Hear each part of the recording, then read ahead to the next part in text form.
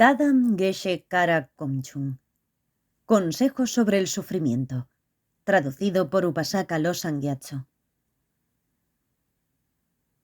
Este lama de la antigua tradición Kadampa, y que es citado varias veces por el gran Pabonka Rinpoche, dijo: incluso un pequeño sufrimiento que experimentamos ahora ocasiona que el karma negativo que previamente teníamos creado se vaya agotando y nos trae felicidad en las vidas futuras.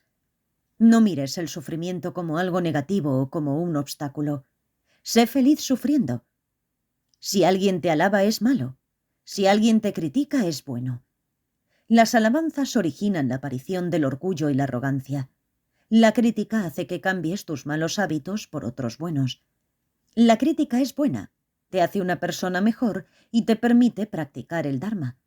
De esta forma, puedes beneficiar a los demás y alcanzar la paz y la felicidad tú mismo, ahora y en el futuro.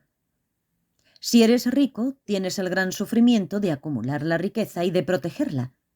Si eres un renunciante, estás libre del deseo por las cosas de esta vida, actitud de la cual resulta la riqueza interior de la paz y la felicidad.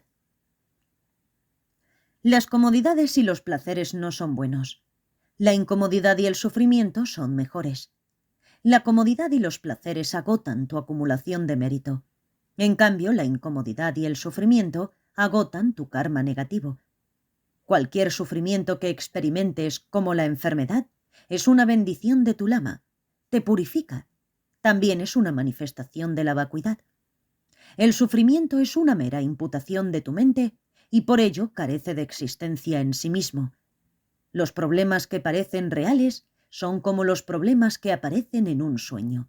La experiencia de ellos es totalmente vacía.